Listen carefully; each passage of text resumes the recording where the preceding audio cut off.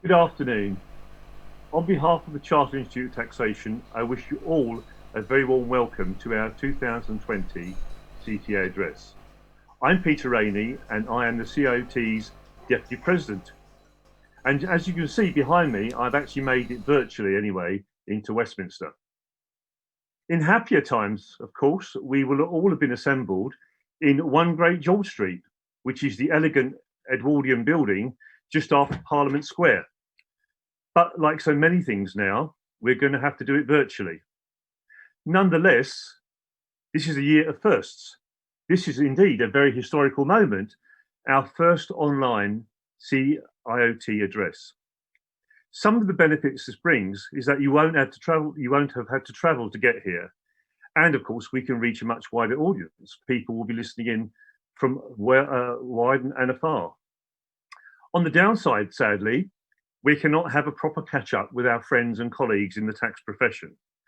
And unfortunately, we have not yet found a way to feed you virtually, apart from with our knowledge and wisdom, of course.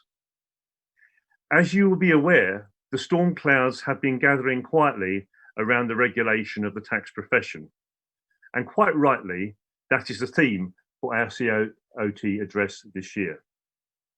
And so we're very fortunate to have a very illustrious lineup of speakers. Our keynote speech will be delivered by Professor Stephen Mayson.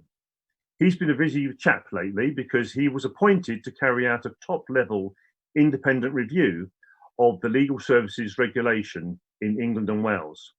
And he's just delivered his final report to the Lord Chancellor. And in this report, he sets down a revised regulatory approach. Stephen started his career as a tax lawyer, like so many good people, and he's been with us over 35 years in terms of having experience in advising law firms around the world on many issues, strategic, finance, and organizational. He has held non-executive director and chairman posts in the legal sector. And on top of that, he's also found time to be an eminent writer on tax law, company law firm strategy, the list goes on. So Stephen, we are very grateful to you for giving up your time for us today. The same goes for our other distinguished panelists, Professor Jane Frecknall-Hughes and Sir Edward Troup. They will be known to a great many of you out there, I'm sure. Jane is a professor of accounting and taxation at the Nottingham University Business School. Before she entered the academic world, she qualified as a chartered accountant and became a tax consultant with KPMG. Amongst other qualifications, Jane has a PhD in revenue, law, and tax practice, so she's eminently qualified.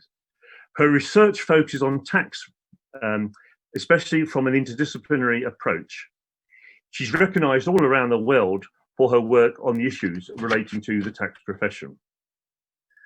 And our final panelist is Edward Troup. He's worked for over 40 years in the field of taxation. In his early career, he started off with Simmons & Simmons, and he was a partner in that firm, and he headed up their tax group.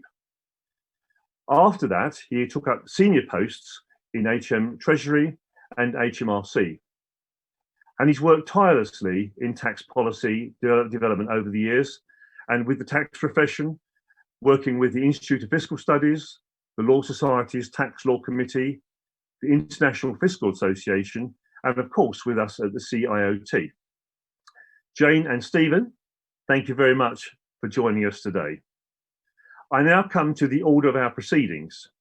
Stephen will kick off first, now that football's here, so we'll have a kick-off. He will first deliver his keynote speech on the issues surrounding regulation of the legal and tax sectors. Jane and Edward will then add their own observations on this, focusing particularly on the challenges for the tax profession. Stephen will then respond.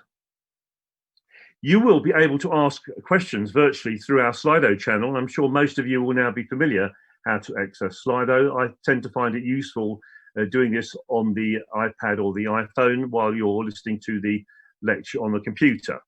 And you'll see on the screen our Slido number to use. The code is C832. That's C832. After Stephen, Jane, and Edward have spoken, we'll then have our question session and answer through Slido.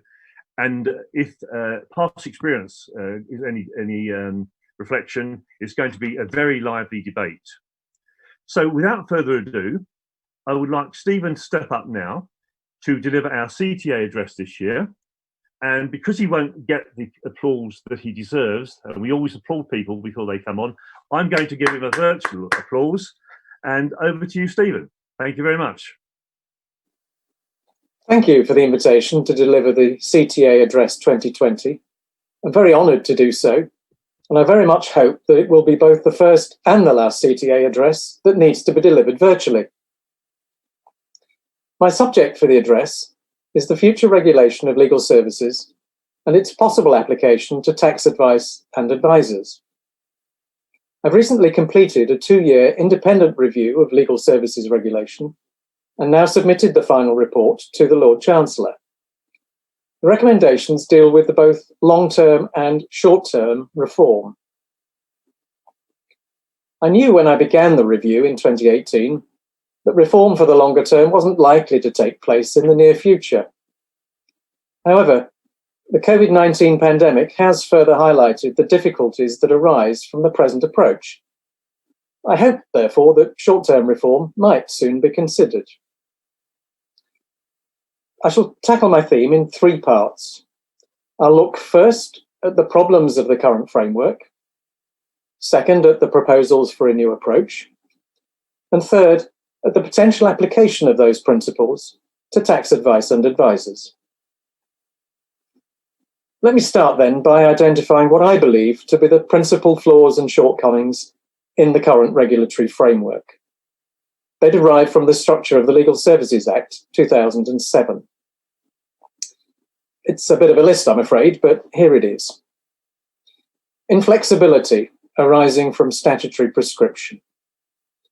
Competing and inappropriate regulatory objectives. A pivotal set of reserved legal activities that are anachronistic and distort the approach to activities that ought to be regulated. Title-based authorization for reserved activities that leads to additional burdens and costs because some activities are more heavily regulated than they need to be, resulting in higher prices to consumers. The unsatisfactory nature of the separation of regulation and representation. The existence of unregulated providers who cannot be brought within the current regulatory framework, combined with an expectation that their numbers and activities will increase. The emergence and rapid development of law tech that is capable of offering legal advice and services independently of any human or legally qualified input, at scale, and beyond the reach of the current framework. A regulatory gap that exposes consumers to potential harm when some activities are not regulated when they ought to be, and puts legally qualified practitioners at a competitive disadvantage. Increasing costs of legal advice and representation, reducing further the availability and affordability of legal services for many. This encourages either greater self-lawyering and litigants in person, or nudges increasing numbers of people into the world of unregulated providers or law tech. Consumer confusion, caused by the existence of both regulated and unregulated providers for the same legal activities, and a profusion of differently regulated professional titles. Concerns about variability in the competence and quality of legal services. Inadequate or incomplete consumer protection that is not consistent with a widespread expectation that all legal services and those who provide them are subject to some form of regulation and protection. And as a result of all of these issues, the risk of falling public confidence in legal services and their regulation. These concerns led me to the conclusion expressed in the report that the current regulatory structure is an incomplete and limited framework for legal services regulation that is not able in the near term and beyond to meet the demands and expectations placed on it. So, might there be a better way? In formulating the recommendations in the report for a new approach to regulation, I offered the following 7 principal proposals. First, the overriding objective of regulation should be the public interest, whether relating to the public good or to the protection of consumers from harm and detriment. In this context, the public good refers to the rule of law, the administration and quality of our justice system, and the wider interests and fabric of society. Second, the scope of regulation should be extended to include all providers of legal services, including those who are currently unregulatable, as well as providers of law tech. There should be limited exemptions in relation, for instance, to most self-representation, advice from family and friends, and information-only services. Third, there should be an independent, single, sector-wide regulator of legal services, the Legal Services Regulation Authority, or LSRA. It should, though, have the power to delegate the exercise of defined and limited regulatory powers to other designated bodies. The current Legal Services Board, approved regulators, and regulatory bodies would be replaced. Fourth, the LSRA would maintain a public register of providers. It would apply regulatory conditions for before, during, and after the event regulation as appropriate to the importance and risk of particular legal services or to the relative vulnerability of the clients concerned. These conditions would be applied, monitored, and enforced on a sector-wide basis, irrespective of provider. Fifth, minimum conditions of registration would require common standards and disclosures, access to complaints, investigation and redress, and protection through indemnity insurance. A revised and more extensive ombudsman scheme would act as a single point of entry for complainants who are individual consumers or micro-organisations. Sixth, the current reserved activities should be replaced with a requirement for prior authorisation in order to secure the public interest. Where this is required for public goods services, principally the exercise of rights of audience or the conduct of litigation, there would be a dedicated advocacy and litigation regulator as part of the LSRA. Seventh, professional titles shouldn't be the only route for entry by individuals into legal services regulation. The LSRA would establish the conditions for personal authorisation or accreditation with or without a professional title. It would also approve the arrangements for the award and removal of legal professional titles, but the professional bodies themselves would actually confer or remove title. A key part of the proposed scheme is the assessment of risk. This would be done by reference to one or more of the following: protecting the public interest, the complexity of the underlying law, the complexity of the transaction or dispute, the vulnerability of the client, and the nature and extent of any consequences. I expect that tax advice will score significantly on all of these. For the highest risk, prior authorisation by the regulator would be required before any practitioner would be able to offer his or her services to the public. This would, at the very least, in my view, apply to most advocacy and litigation. Where there is only low risk, only registration and compliance with minimum conditions would be required, and there wouldn't necessarily be any other entry requirements. While I wouldn't rule out the possibility of some tax advice being only a low-risk service, I don't envisage that this would generally be the case. For intermediate risk services, neither the highest nor the lowest risks to the public interest or to consumers, other regulatory conditions would be imposed by the LSRA. These could include a requirement for accreditation under an approved scheme for specialist activities, a specific code of conduct, additional or varied indemnity insurance, requirements for handling client money, and so on.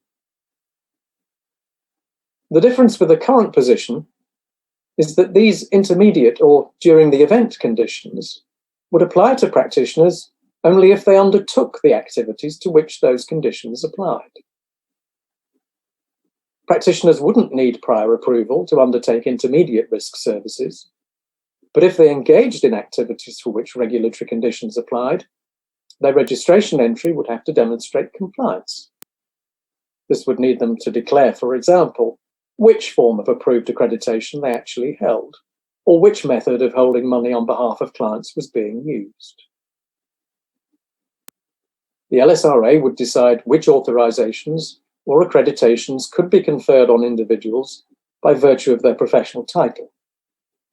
Professional bodies would play a role in education and training and in forms of specialist accreditation required by the regulator. In addition, where they wished to, they could promote and enforce professional standards above those required by regulation, though only in accordance with the title arrangements approved by the LSRA. Let me now venture some thoughts about how such an approach to regulation might affect tax practitioners. These are obviously my own views, and I'm afraid that I can't guarantee that any new regulator would agree with me in every respect. In a moment, I shall address separately the position of tax advisors, tax technology, and entities. But before I look at those details, there are two caveats to what I'm about to say. The first is that the report envisages an exemption for any services, including tax advice, that are subsidiary but necessary to the provider's main business. However, there would be no exemption for any legal service for which prior authorization or personal accreditation is required. This exemption might apply, for example, to a surveyor offering a view on the tax liability arising from the sale of a property. I'm not suggesting that surveyors wouldn't be liable in some way for giving the wrong tax advice, only that they wouldn't need to be registered as a provider of legal services. The second caveat is that the principal purpose of registration is for the information and protection of individual consumers and small organisations. Many law firms and accounting practices and similar provide highly specialist and complex tax advice to extremely wealthy individuals and to large businesses. I wouldn't expect them or their staff to be subject to mandatory accreditation requirements. This would not, of course, absolve them from the need for authorization for tax litigation and advocacy, nor would it prevent them from acquiring voluntary accreditation for their specialization, or from being subject to the obligations of codes of conduct or their firm's own internal competence and quality assurance processes. My fundamental point in this section of the address is that if the proposals in the final report were to be adopted, I would expect currently regulated professionals to continue to be regulated in pretty much the same way as now. So I start with the personal regulation of individuals. Qualified lawyers who are tax advisors would need to be registered and authorized personally if they conducted tax advocacy or litigation. They would also need to be registered and accredited to the extent that the LSRA required accreditation for all or some aspects of tax advice. Depending on the nature of the advice and any specialization involved, that accreditation could, in my view, potentially come from bodies such as the Chartered Institute of Taxation, the Law Society, the Chartered Institute of Legal Executives, and the Society of Trust and Estate Practitioners. Their accreditations should, in my view, be available more widely than their own membership, but that is obviously a matter for them. Similarly, accountants who are tax advisors would need to be registered and authorized by the LSRA if they conducted tax advocacy or litigation.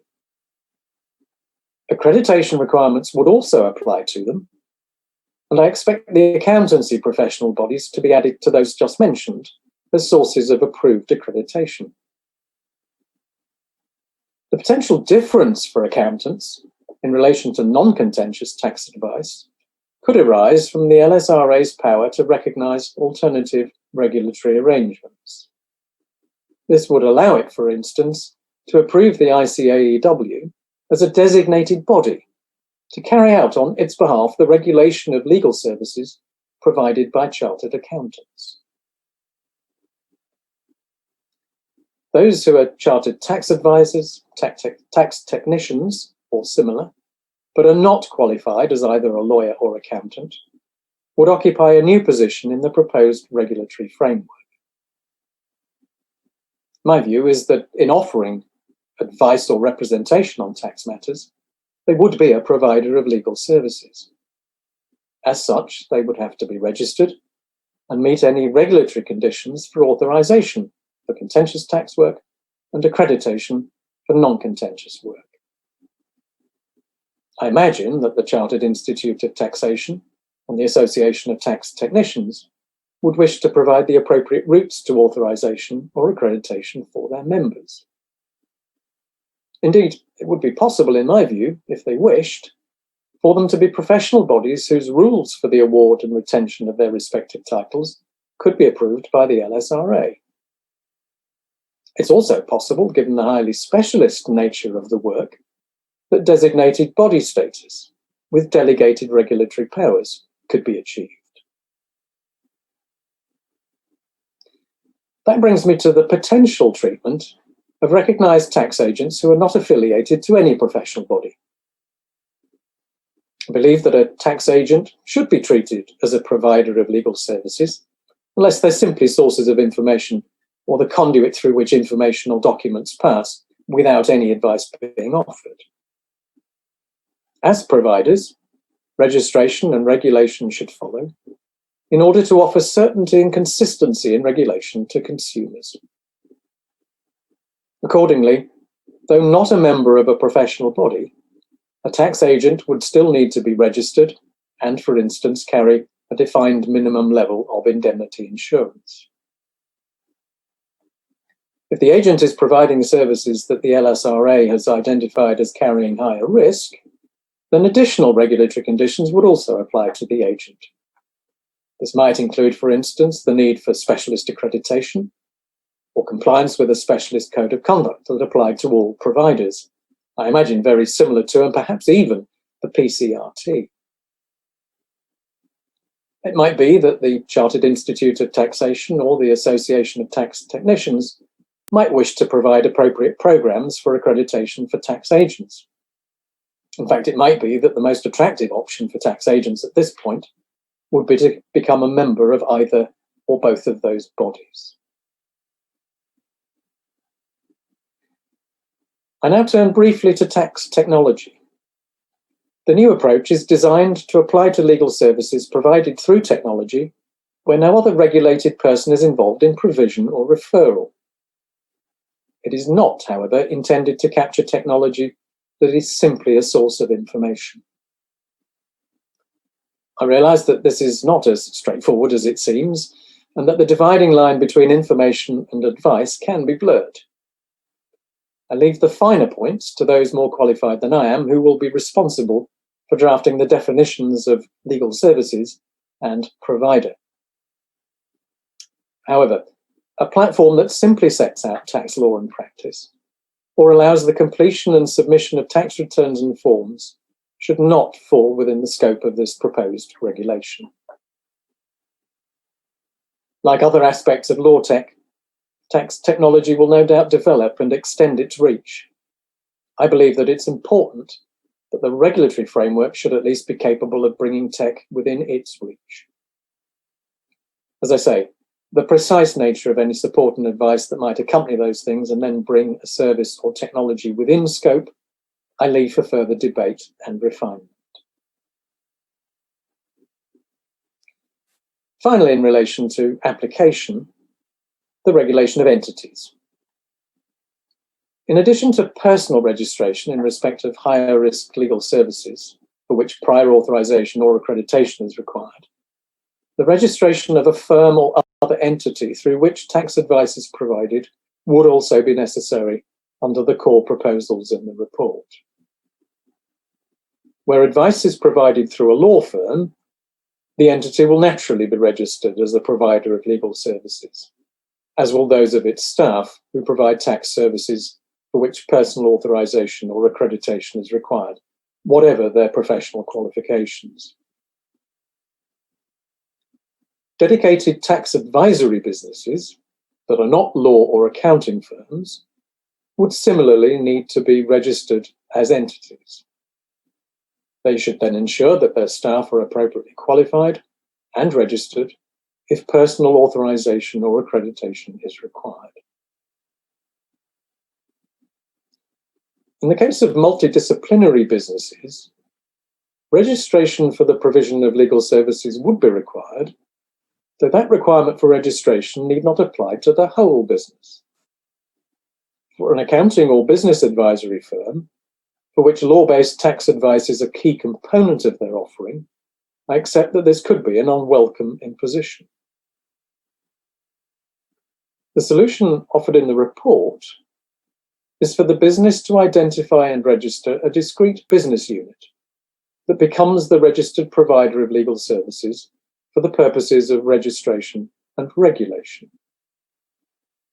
Like all other registrants that are not individuals, there will also need to be a registered manager, an individual responsible to the regulator for compliance.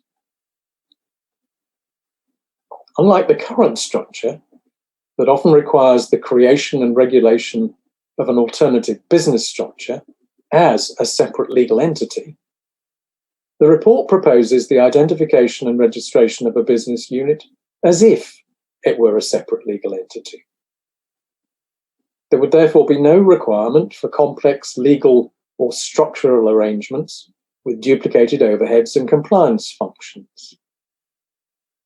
The full separation option would remain, though, for those businesses that preferred it.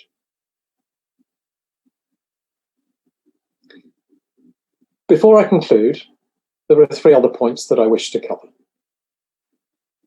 First, the role of the public interest. I have made this the foundation of my approach to legal services regulation. In doing so, I've drawn a distinction between 2 aspects of it, the public good and consumer protection. Some of the current reserved legal activities, such as those that relate to preparing documents for land registration or probate applications, have an element of protecting the state's interests in the collection of tax, in these cases, stamp duty and inheritance tax. Although I absolutely accept that the collection of tax that is legally due is a legitimate aspect of the public interest, the state's interest in that is not of itself, for me, a sufficient reason for using legal services regulation to secure the protection of tax revenues.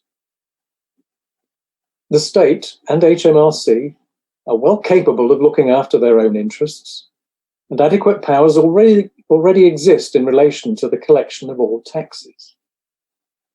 It is not, therefore, necessary or desirable, in my view, for specific regulatory burdens to be imposed on those who provide legal services. I don't therefore think or propose that these currently reserved services would meet a revised test for prior authorization based on the public good, though I accept that this could be debatable. I do, however, think that some elements of tax advice might well satisfy a revised test for prior authorization based on consumer protection, given the frequent asymmetries of information, resources, and representation faced by consumers. Second, in a similar vein, I haven't said anything specifically in the report about the promotion of tax schemes and tax avoidance. That is not because I support them, but because I think dealing with them is a wider matter for tax legislation and enforcement powers, and therefore, again, not specifically for the regulation of legal services. That said, the proposed approach would require all providers of tax advice to be registered. The obligations of registration, combined with a code of conduct, could ensure that all registered providers are prohibited from such promotion. Those providing unregistered tax advice or the promotion of objectionable avoidance schemes would then be operating illegally. Third, I'm aware that some members of what might broadly be called the tax profession might hold multiple professional memberships, say as lawyers, accountants, and chartered tax advisors. I wouldn't want such memberships to present obstacles or complications to the regulatory approach advocated in my final report. I am assuming, for the time being, that there will be no moves by government to recognise a UK-wide tax profession with its own regulatory structure, as there is at the moment, for instance, for immigration. If that were to happen, I'd be perfectly content to adopt the same approach for the tax profession as I do in the report for immigration advisors, namely that it should sit outside the framework for legal services regulation.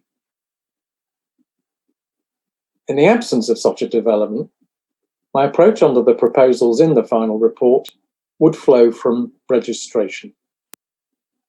Legal services, including tax advice, would in principle all be regulated by the LSRA, subject to the regulator's ability to delegate specific powers to a designated body.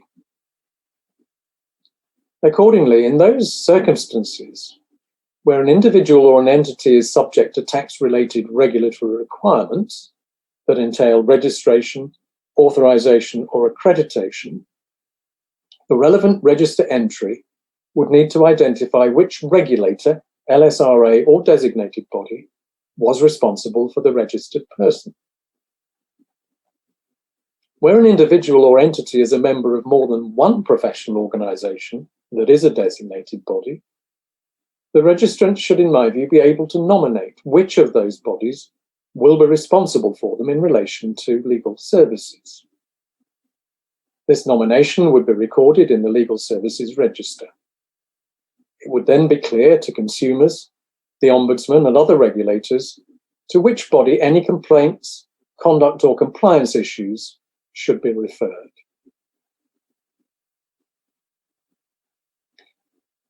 To conclude, the common system of registration would allow any client of any regulated provider of tax advice, whether legally qualified or otherwise, to be assured that the same minimum regulatory requirements are met and that some form of redress will be available if something goes wrong. Obligations on tax practitioners would be proportionate to the risk and range of the services they were offering and would build on existing qualifications and accreditations. For those who were not lawyers, although registration at an expected minimal cost would be required, their existing qualifications and regulatory oversight could remain intact. In my report, I have not sought the perfect future system of legal services regulation. No regulatory approach can ever be perfect, nor can it eradicate all risks to the public interest or to consumers. But I am sure that we could do better, and I hope that my report is a step on that journey. Thank you.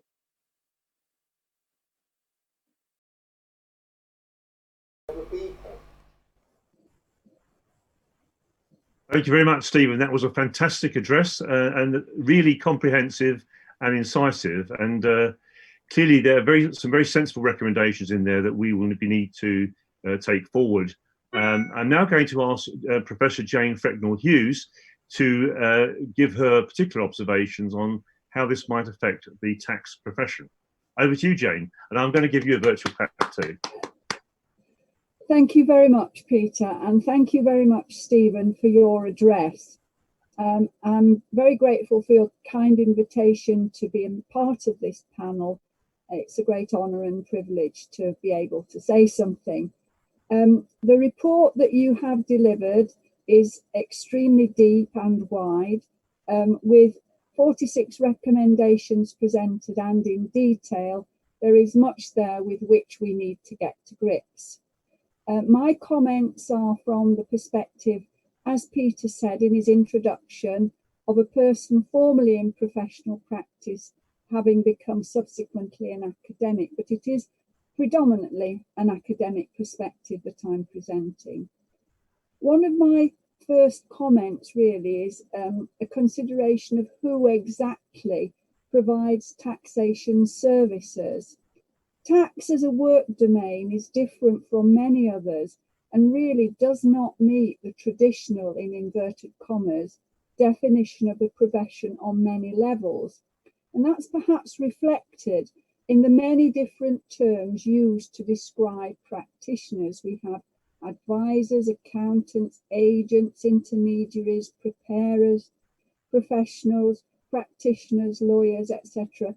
And one that's come up recently, tax structurers, which is something unusual. There is a body of work, academic work that is, on how tax law is different, that is exceptional in terms of other law. One of the quotes was that it is like the animals of an island long cut off from a continent, and the administrative law of tax has evolved into different forms. Some disagree now with that, but one wonders whether its practitioners are then exceptional, perhaps in a different sense. They're spread across many subject domains. It's an interdisciplinary subject. There may be members of one or more professional bodies. They work in a different and variety of firms and settings, including charities.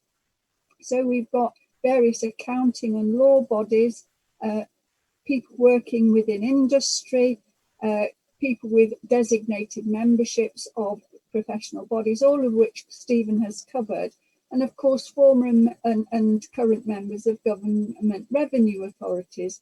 And unusually in taxation there is a public as well as a non-public dimension.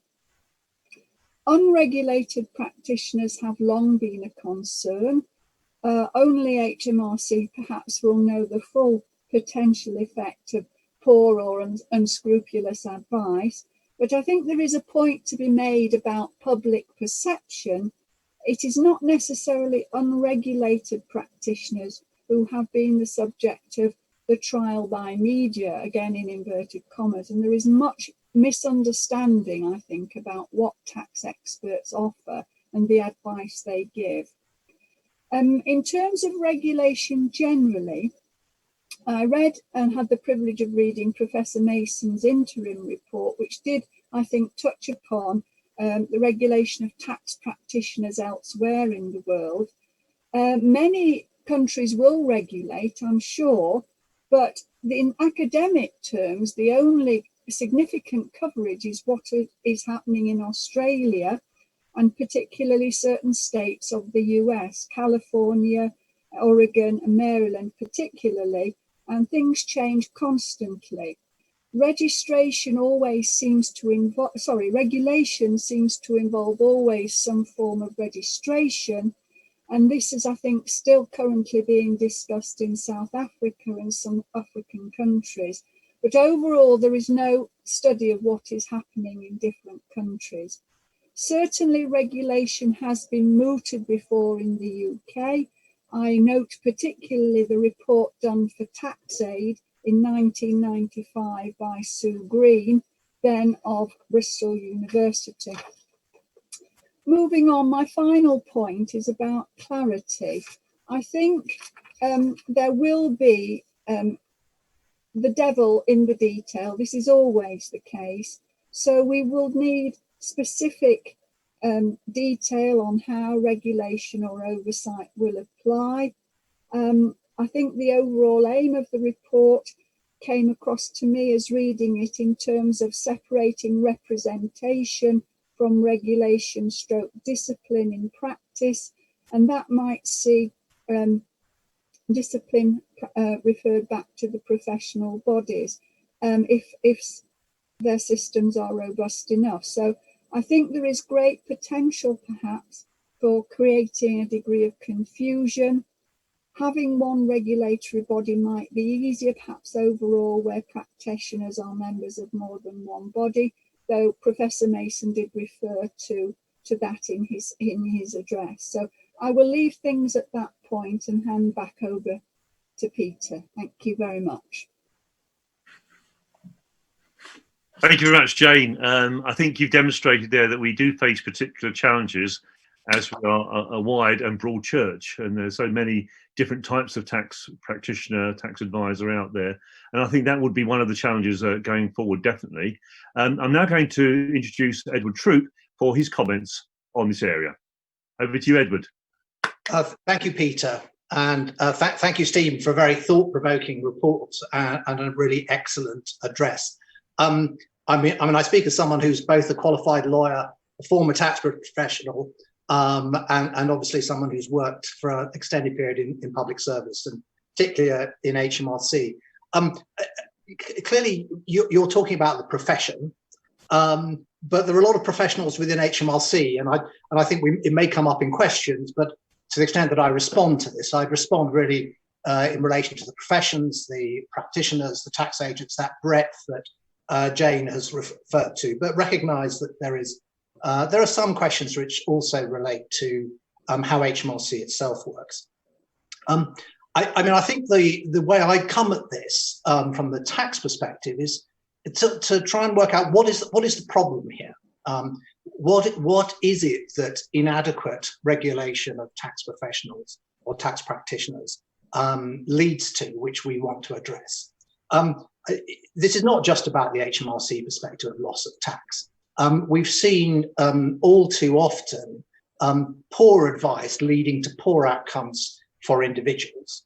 It is extraordinary that even now we are seeing the promotion of schemes to save, possibly evade tax on remuneration continuing, which I think are absolutely doomed to fail. And those people peddling those schemes are not serving anyone's interest, neither the public and definitely not their clients' interest. So there clearly is a problem with the lack of remedy, the lack of regulation of some in the profession, some in the practice, because I think a lot of these people are not in the profession. I think the first question to pose is not whether your proposals are important in relation to regulation of the legal profession, but whether actually they can address the sort of behaviours which are causing real loss in all sense to the public purse and to the individuals. I think taking that, you then say, well, what does good look like here? It would be good to see some of these individuals, these businesses not doing what they do, but absolutely I recognise there is a legitimate place in the market for businesses to engage with taxpayers, with individuals, and to find ways to manage their tax bill, to use a sort of neutral term. And those individuals should be providing advice which not only gives the right short-term outcome for their clients, but also takes account of the long-term consequences. Because again, we've seen too many of the promoters of avoidance schemes who've taken their fees, as it were, and run. And it's not been for many years. And I always say this, and it always fails. I don't want to discuss the loan charge, but the loan charge is an example where that has happened. So good must look like a world where if advice on tax mitigation exists, there is adequate redress for the individuals who receive that advice if the advice turns out to be wrong. And I pose that as a desideratum rather than suggesting that what we do with the legal profession may be the answer here. On the specifics of your recommendations, I welcome the fact that you do think that there should be regulation of the currently unregulated, and that's part of what I've just been referring to. Although I question whether regulation in the sense in which you use it is necessarily the answer. And again, I think we should examine that. And related to that, I won't say you dismiss, but you identified a category of subsidiary advice to other businesses. I don't want to pick a profession, but estate agents, I mean, always an easy kicking boy for anything really, can quite often, as it were, give tax advice to individuals buying property. I wouldn't want that sort of advice to effectively be completely unregulated, which is not to say that it should come necessarily within the scope of what you propose, but to recognise that tax advice can be really quite subsidiary to the main business of a business, the main activity of a business, and have real issues in terms of consequences. And somehow I think we need to be careful about dismissing subsidiary tax advice as something we don't need to bother about. You mentioned the possibility of there being separate regulation of the tax profession, and that is something which has been to and fro for a number of years. Both while I was in and outside public service, it was mooted. I've no doubt the audience will have some views on that, and I know the Institute has wrestled with that itself over many years. I think one of the practical issues with regulating tax advisors is the question is who is the regulator? I'm probably oversimplifying, but HMRC have tended to say anybody but us. HMRC have not wanted to take on the role of regulators, but simply because their primary task is and should remain the collection of tax and accountable to the revenue, to the Treasury for the money coming in. So I think there is a whole area of discussion, and perhaps not for today because we're focusing very much on your report. And finally, I would say that all regulation carries the risk of turning into box ticking. All regulation can fail. If you've been following the Wirecard story in Germany, a major regulator of a major business, there has been an absolutely colossal failure. All regulation can fail. And we should be careful whatever we do, and I think you recognise it, that it is proportionate to both the risks and the activity. But also on a sort of slightly down note, and coming back to what I said at the beginning about some of the activities which really do cause concern for me, or did cause concern for me in HMRC, and should cause concern for all of us. I'm afraid there are some activities both within the UK and from outside the UK where our risk is difficult to run, that just may not be capable of regulation. And how we deal with those is something we should not forget in our very sensible drive to improve regulation of professions within the UK. Thank you very much, Stephen. That was excellent. And I think one of the common... Or even Edward. Sorry, Edward, yes. Yes, thank you, Edward. Thank you very much. And I think one of the common threads that are running through this debate, of course, is how we are protecting the unsuspecting client, unsuspecting consumer, because obviously there are still, and I'm sure most of the tax profession will join me in that point, that there are a lot of unregulated activities going on out there, still schemes being sold which are doomed to fail almost ab initio, and it's a real problem for us, I think. Even today I had an accountant who actually was talking to me about a scheme that I thought was absolutely useless, completely, definitely on the wrong side of the professional code in relation to taxation. And I did say to him, if you're going to go to these people, you need to ask the question, are they regulated by a professional body? It's anyway, I'm going to ask Stephen, proper Stephen, to actually come in now and reply. Thank you. And thanks very much, Edward. Thank you, Peter. And thank you to Jane and Edward for their comments. I don't really have an awful lot I want to pick up on, because I think you're reinforcing issues that I tried to grapple with in presenting the report and thinking through what might be done. And as I said in the address, no system of regulation is going to get rid of all risks, and that includes some of the risks that you refer to, Edward. Just a couple of points, I think, from Jane's comments, particularly that it's unusual for a public as well as a non-public dimension to be involved. I'm not sure I entirely agree with that. I think if you look at the role of the courts, the land registry, the probate registry, the intellectual property office, there is quite often a public and a non-public dimension, and the extent to which we rely on professional regulation to protect some of that, I think, is one of the key issues in how far regulation should go and how it should go anywhere. I agree absolutely about clarity and the devil being in the detail. The report was already long enough.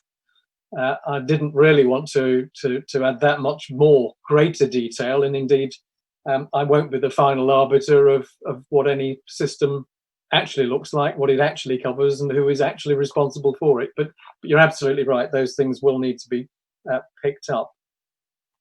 The potential for confusion, again, I absolutely agree with. I grappled with that, and I think it is just inherent in having multiple professions that all deliver essentially the same service. We've got muddy water simply because we don't have complete commonality of activity and provider, and that I think is one of the perennial challenges for not just for legal services regulation, but for professional regulation. Edward's thoughts about what does good look like, I absolutely agree, and I hope, certainly my intention, that the proposals were designed to deliver good in the way in which you've described it, subject to the caveats that we've already mentioned in terms of nothing being risk-free, and we can't actually get our hands on everything. The estate agents and subsidiary services to a main business, I take that point. I would probably say that I didn't just say subsidiary but necessary. And I might argue that although it's subsidiary for an estate agent to give some sort of tax advice, I wouldn't say it was necessary. And in that case, the exemption wouldn't apply. That we'd have to think of some other way of making sure that that was appropriately covered. But I certainly don't envisage a free-for-all in those sorts of circumstances.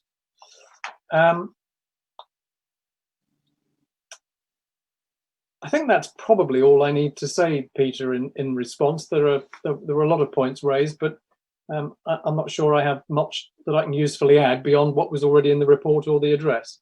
Yeah, well, thank you very much. And I think obviously some of the issues will come back in the question and answer session, which we're now going to move on to now. There are quite a lot of questions coming in over the Slido channel. Remember, the number is C832, and I'm going to really pick off those that are the most important in terms of the rating. So we're going to go for a weighted question and answer session. And one of the things that seem to be very popular with the questioners is that the HMRC dimension. So the question here from Keith is, if the tax profession is expected to improve the standards of its members, what do the panel members think about ensuring high standards within HMRC? And could I ask you to comment first, Stephen, while you're on? Yes, I'm not sure I'm the best person to talk about standards within HMRC, but yes, I mean, I think one of the things I was trying to drive at in the report and the recommendations is as much parity in terms of how consumers, and in this case taxpayers, are dealt with as possible. And from that point of view, I'm not much exercised about the difference between one provider or another. And if one of the providers in that sense happens to be an organ of the state, then I'm not sure that the obligations or the standards should be any different. And I do think for that reason, having HMRC as a regulator in this context, for me, would be quite problematic, because it is more often than not a party to an issue. And to have one of the parties in effect regulating a representative of the other party, where there are conflicting and opposing interests, for me is fundamentally very difficult. So for me, I think that just reinforces the notion that whoever is acting in this space, state or private individual or representative, standards are essential, and they should be high and they should be uniform. Thank you. Edward, what's your take on that? I think Stephen gave an excellent answer. I was worried about what he was going to say, but I agreed very much with that. And I saw Keith's question on Slido. I mean, I think it's important to distinguish the ends from the means. I think there is absolutely no difference in view that standards should be as high in HMRC, and in many respects higher in the terms of the responsibilities they have and what they're doing, as they should be in the profession. I am completely with that. And certainly I accept, like any profession, there are always individuals within the profession, within the department, who do not meet those standards. I think for this debate, the idea of having a regulator with all the objectives that Stephen has set out, regulating public servants who are subject to perhaps not always absolutely the perfect internal regulation, accountability, and assessment. It's just not the right way to do it. But I do absolutely recognise there is the legitimate question of, what are the standards like in HMRC? Are they appropriate given the standards we are expected out in the profession? And is the means for achieving them right? But I would take some persuading, I think, that an external regulator would be the right way to achieve that. But I definitely agree that we should be achieving that end. Thanks. Jane, have you anything to add there or not? Just to say that I think there is a lot of practical evidence of those sorts of issues in the work that the tax charities do. I've done quite a bit of work with tax help for older people, and some of the cases there that you see through various levels of error, some of which are HMRCs, are really quite heartbreaking. So I think there is an issue about overall levels of competence, quality of service. But again, we have to realise that not everybody is dealing with the same level of information.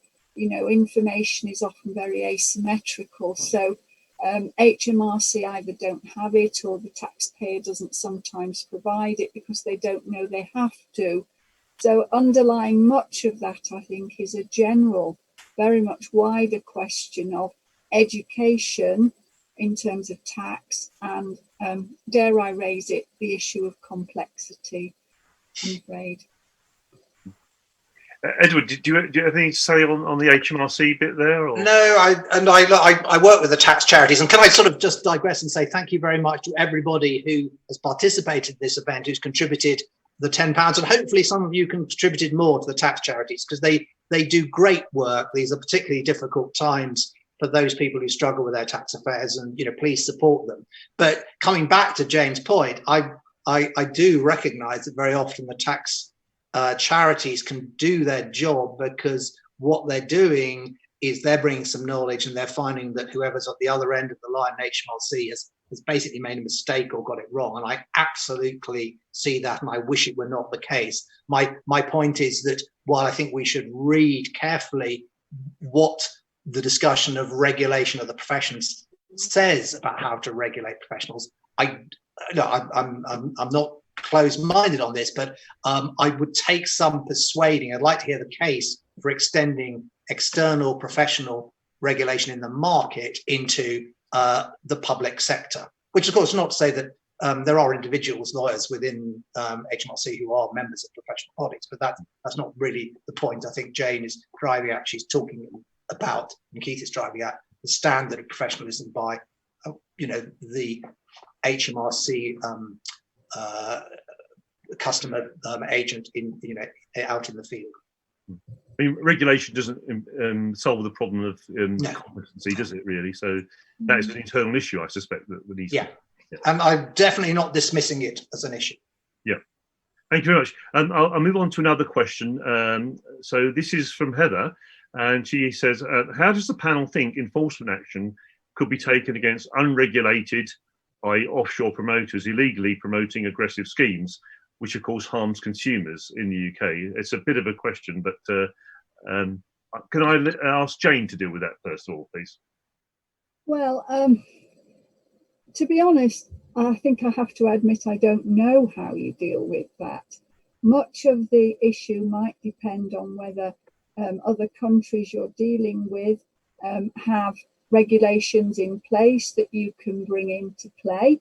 If they do, then that is obviously an option. But a lot of countries, on the face of it, don't seem to have any regulations evident.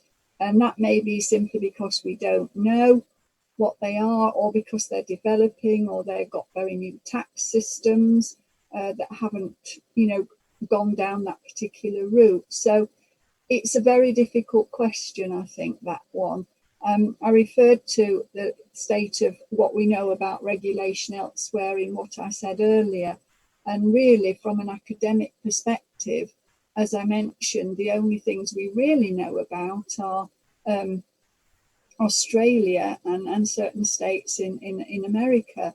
There is a recent overall survey of the state of play, if you like, in the tax profession from an academic perspective, recently published in the Journal of Tax Administration, most recent edition, which is supported by the Chartered Institute. So, people who have particular queries might want to look at that. It's very accessible.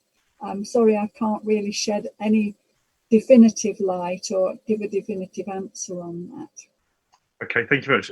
Edward, would you like to comment on that? Just briefly on that, I agree. I mean, I think by definition, sovereignty means that we can't regulate people in businesses practicing overseas. But I think there is a way to address this, which is naming and shaming. And I think that there is scope to extend or relax HMRC's duty of confidentiality, which they take incredibly seriously, to allow naming and shaming of advisors and promoters who are doing things which are, by any standard, against the private and the public interest, the private interest of their clients and the public interest of revenue. And I think that's something as a sort of supplementary tool, which is very worth considering. Stephen, have you got anything to contribute on that one? Well, I was really only going to say that as long as the framework itself makes it clear that that sort of activity in those circumstances is illegal within the jurisdiction, I accept there's an enforcement issue. But I think Ed was right. If you then allow HMRC to name and shame, so that, again, on whatever basis you can achieve it, the world at large is as informed as it can be about what is acceptable and who is acceptable, then you've probably gone as far as you can. Yeah. Can I just make one clarifying comment about the previous question? It's not part of my proposals that HMRC as a public body would be a provider for the purposes of what I've put forward. So it's not a question of extending sort of private sector regulation into a public body. But again, as Edward said, there will be individuals within there who are practitioners and who ought to be subject to some regulatory oversight as such. Yeah. Thank you very much. I'll move on to another question now, quite a common question. Are we in danger of loading costs onto the vast majority of the ordinary compliant advisors who are doing a good job, but not rooting out the bad advisors? So, Stephen, can I ask you to come on that one? Yes, that's an issue that vexed me somewhat through the course of the review and in relation to the eventual proposals about unregulated providers. I'm acutely conscious of the balance between regulation and cost, and indeed then whether cost might force some willing providers out of the market simply because the cost of regulation is too high. That is one reason why the report majors very heavily on a proportionate and risk-based approach, and I would expect the cost of regulation to be lower where the risk is perceived to be lower. Beyond that, I think I'm bound to say, from a consumer's point of view, if the risk is judged to be high, then I think it's right that providers should, in the consumer interests, be regulated. And if there is a cost to that, that's a business decision that a provider will need to take on board. And the more complex they seek to make their business, the more complex and expensive you can expect the regulation to be. So I think that's the dynamic, in a sense, that I was grappling with, and I tried to make sure that the burden, wherever it fell, could be as low as possible, and therefore one hopes as cheap as possible. But cheap does not mean bad or non-existent. I understand. Yeah. Edward, would you like to come in on? Have you got anything to add on that question? I don't think so. I mean, it's inevitable that the cost of regulation falls ultimately on the consumers. I mean, that's what regulation's about.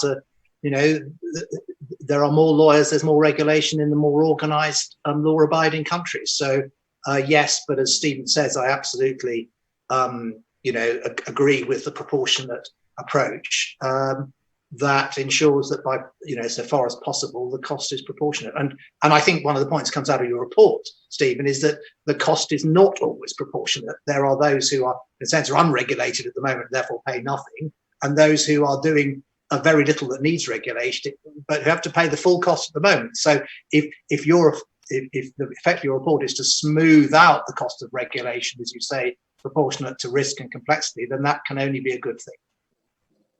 Jane? Yes, I mean, by and large, I would agree. I think generally the people who need a lot of advice are not always people who can afford it.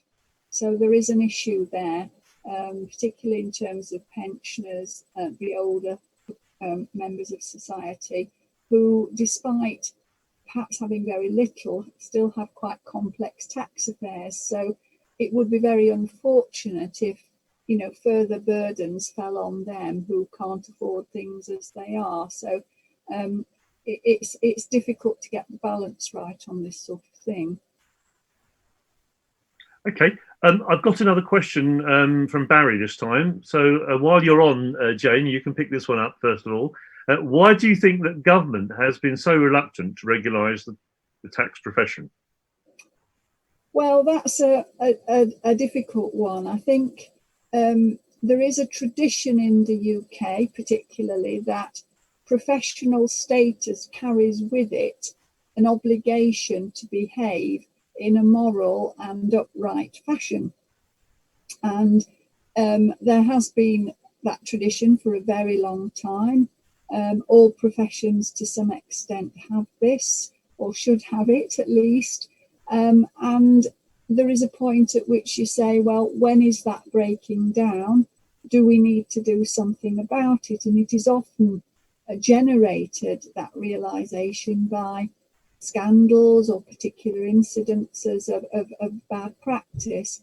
And we have seen quite a lot of allegations made about practitioners and their behaviour. As I said, some of that perhaps on the basis of a misunderstanding. But generally speaking, I think professions carry with them that expectations that they are self-regulatory and they should behave themselves. So I think there has been generally a reluctance on the part of government to interfere with that, because once they do interfere, it is, or intervene, there is a different road down which that then must go, and there is no turning back. So I think there might be some element of that involved here. Thank you. Edward? Yeah, I mean, I would add to that I think there are two related problems. One, if you're going to regulate, what is a tax advisor? And it sort of comes back to some of the comments Jane made about deciding what is a tax advisor. And even if you can decide who is a tax advisor to be regulated, actually, are they the ones which are giving rise to the problem?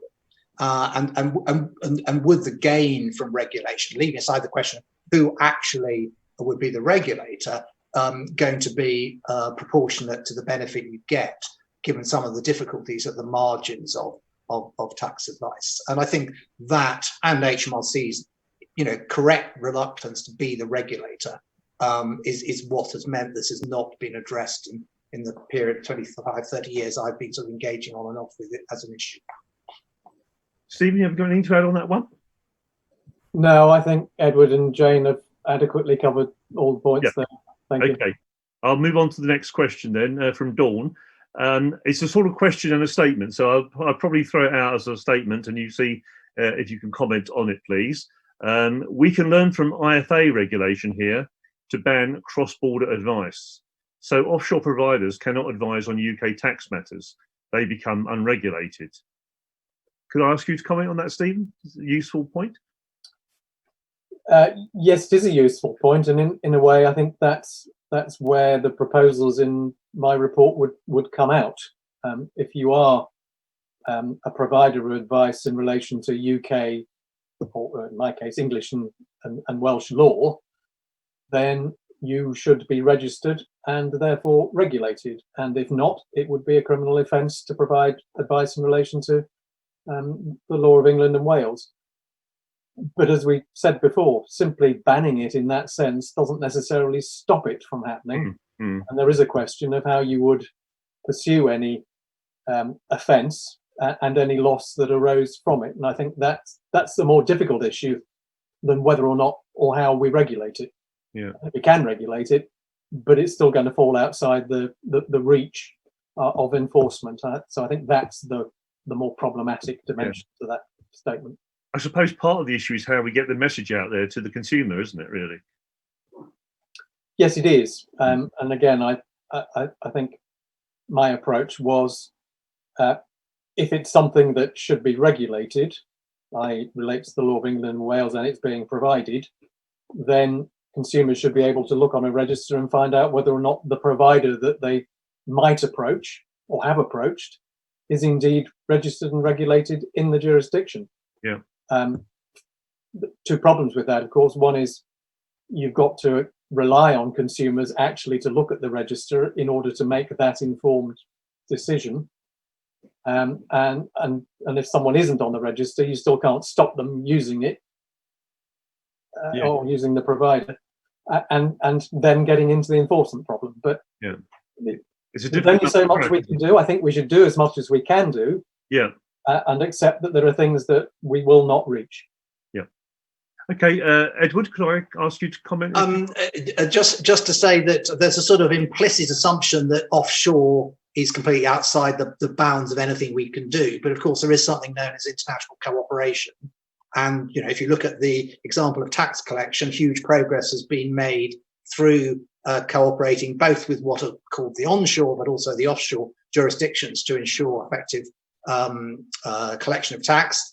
And I'm not an expert on what happens in the regulatory field through cooperation, but clearly there is a huge amount of international cooperation on regulation and professional services and mutual recognition. And you know, we shouldn't assume that not being in the UK necessarily means that you know, there is no law applicable, because there clearly is, and we can participate in it. Thank you. Jane, have you anything to add on that one, on overseas? Well, just to say that, you know, one of the issues is advice where one system meets up against another. And there are obviously transactions that do involve issues in different countries across borders. So, you know, there has to be some way of dealing with that.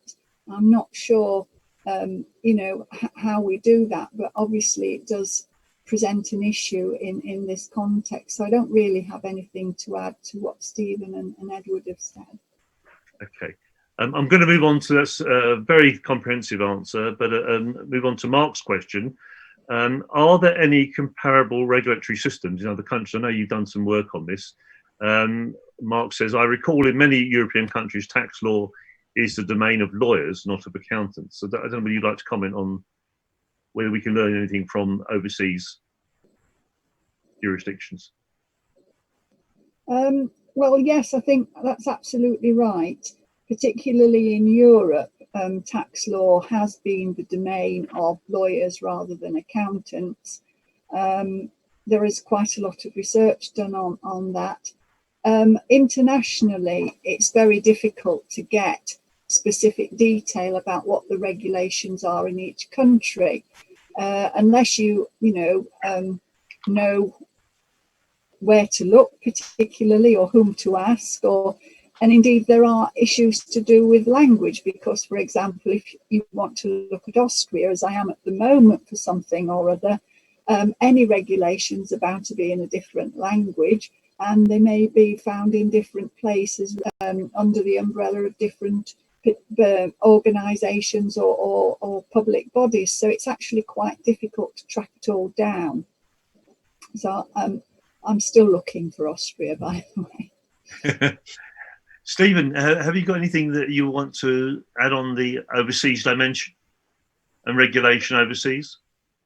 No, not particularly. I think the only thought that occurs to me is that whenever lawyers try to hold something to themselves on the basis that they are best provided to give it, I think that sort of professional exceptionalism and protectionism doesn't play well.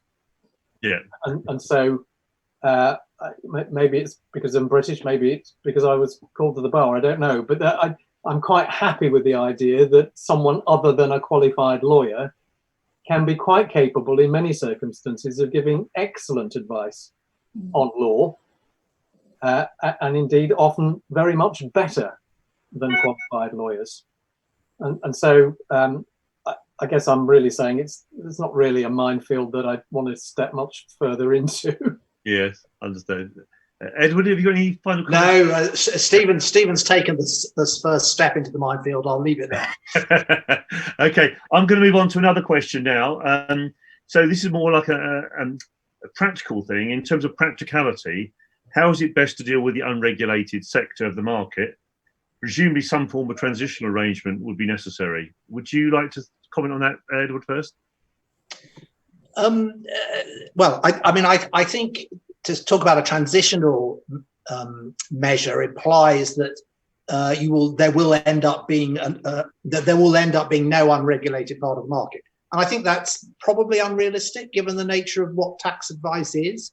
I think there will always be those who give tax advice who are outside regulation, rightly so, because regulation would be disproportionate. But I think it comes back to, regulation should be the answer where regulation is the best answer. And where regulation is not the best answer, then we have to look at other ways. And information, transparency, publicity, public advice, good service from HMRC are actually ways to address some of the consequences of poor advice through the unregulated. So I would say let's have the regulation discussion, work out where the sensible boundaries are to regulation, and not ignore the issue of trying to bring others within those standards, but to think about different approaches for the unregulated, just as in a few minutes ago I was talking about different approaches for the offshore providers. Jane? Yes, I think I would broadly agree with that. One of the issues with regulation is that however much you have, there is always a body of people who will fall outside it. It's going to be, the person in the pub or whoever else, feels that they're qualified to advise their friend over a pint or something like that. And what I think a wider regulation would do, perhaps, hopefully, is reduce the numbers of those people, but it won't get rid of, if you like, the final few.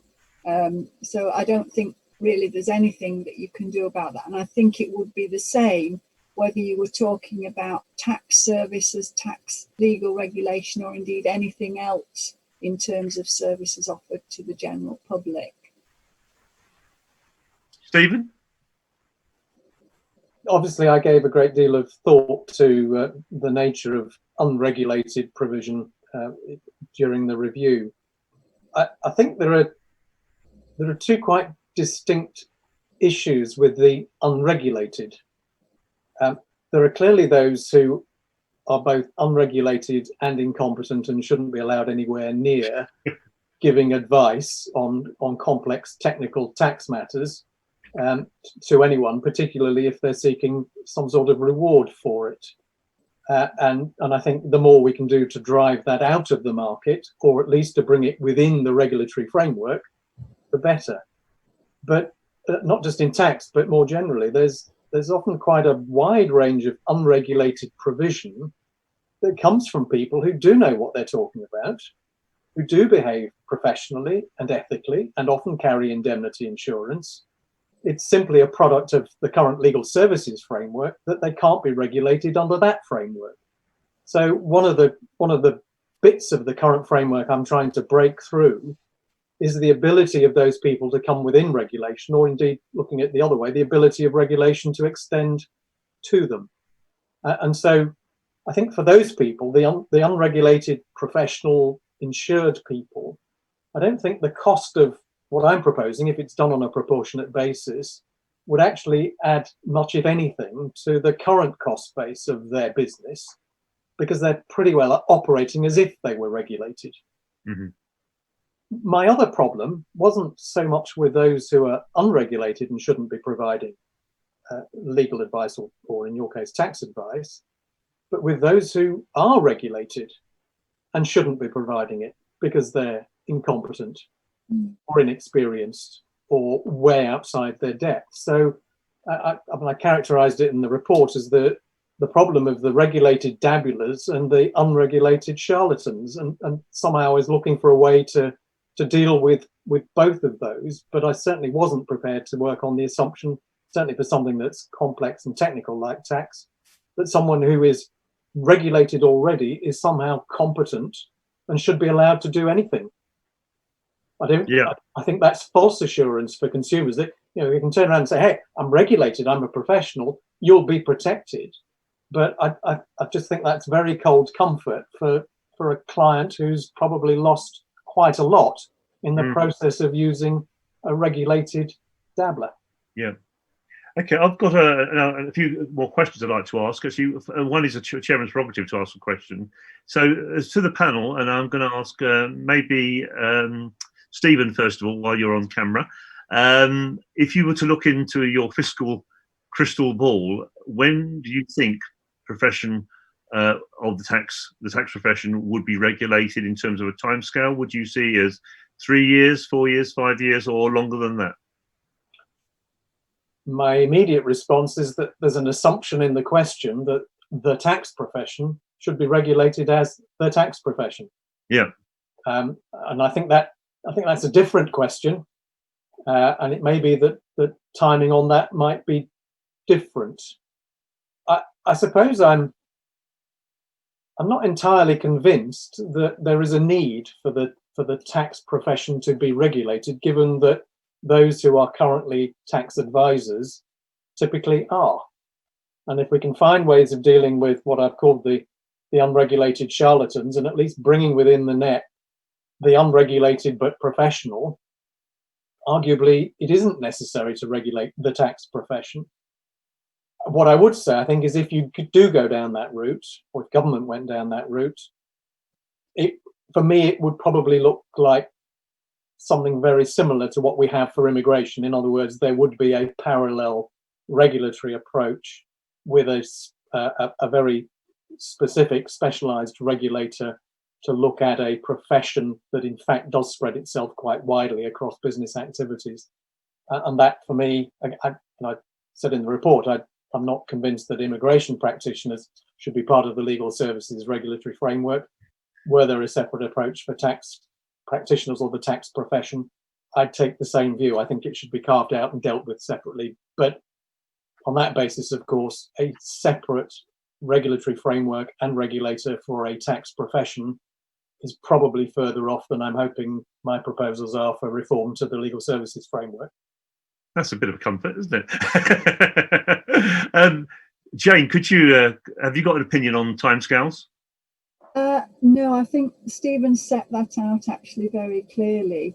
I don't think I would really have anything to add to that, other than that if, regulation for legal services goes ahead in the way he suggests or proposes, then there will obviously be implications for the body of tax practitioners, and something therefore will need to be addressed in terms of how that affects the body of people. In the past, I think regulation of the tax profession per se has often gone away. It was raised as an issue, and I think it sort of disappeared, particularly in respect of the 1995 report I referred to earlier. And I think one of the things that would perhaps be helpful in taking it forward is a wider consideration of legal privilege to accompany the provision of tax advice. I still find it quite astonishing that it isn't covered by that in the same way as it is for other professionals. So I think that might be something perhaps that would make it more acceptable as a way forward to the body of people who work in taxation who are not currently covered by legal privilege. I'm going to let Edward have the last word on this. Can I just say I'm not going to be drawn by Jane on the provocative question on legal professional privilege for tax advice. I think that could be the subject topic for a future CTA address. Where do I see us being in 5 years' time? I think actually the threat of regulation is rather good, having it hanging over the profession, and I'd hope that in 5 years, I'd hope that in 5 years' time, the profession and the professional bodies, and obviously the institute, will have used these sort of debates and used the work that Stephen has done to think about professional standards, to think about where things are going wrong. You know, the professional body did a fantastic job in agreeing the PCRT. I wouldn't like that to be the end of the road for that sort of cooperation and that sort of activity, which is in the interest of clients and definitely in the interest of the public purse. So in 5 years' time, I quite like to be having a debate like this, which is what can and should the professions, everybody who participates in tax advice, be doing better? And let's go on doing more of what we have been doing, because we don't want to be regulated. So as I say, I don't mind it hanging as a perpetual sword of Damocles over the profession. And that's probably where we will be in 5 years' time. Yes, well, I have to say, it's been a fantastic experience, this online address, and we've actually gone through some very interesting questions, which of course are exercising all our minds. I mean, even in the CIOT head office, you know, we are still thinking about, well, what happens if we do get regulated? And of course, any professional body needs to be very adept, because if it comes, it might come quickly, and we obviously would need to be prepared for such a thing. So I'm going to say thank you very much. Well, before you do, Peter, can I just come in, because there is one question or comment you haven't read out, and I think, to be fair to you, I should read it out from Ray McCann, which says, "Excellent job chairing, Peter, historic." And I think I hope the other speakers would agree with that. Thank you very much. Thank you very much indeed. I just found the whole thing so stimulating and informative, and there's clearly more to be thought about in terms of how it would apply in relation to the tax profession. And we are quite a difficult profession, I think, to get to grips with, because we are very disparate in terms of where we, you know, tax advisors in industry, profession, charitable tax advisors, it all goes into the mix. And but I think it's been thoroughly entertaining and informative. And so I'm going to draw the proceedings to a halt here, and to say thank you very much to our very distinguished panel, Stephen, Edward, and especially Jane, for your contribution. I'm going to, if you might leave me for a couple of minutes, I'm going to do a bit of advertising on behalf of the CIOT, just to let you first of all know that we are running another first in September, our virtual autumn tax conference, where we would normally all be in Warwick University, but of course we can't be this year. That is being run in September on the 9th and 10th in a different sort of format, but we look forward to you being online there. Also to trial our excellent series of CIOT webinars. And the ones that are coming up in shortly are Fast Track Your Career Without Wasting Valuable Time by Joe Morn on the 6th of July. That's a freebie. Corporate Tax Update by Martin Bell on the 8th of July. That's a freebie. I'm afraid my lecture on SDLT, which is on the 13th of July, you have to pay 25 quid, but great value for that. And lastly, Coming to Work in the UK Early Years, presented by Megan Sagista on for £30. So they're all great value, these webinars, and you don't have to travel, so no travelling costs. Now, normally, if we were back in 1 George Street, we'll all be going back for drinks and canaps, etc. But I'm afraid we can't do that. But I just wish you all a very good evening. Thank you very much for attending. We're delighted to have you all with us.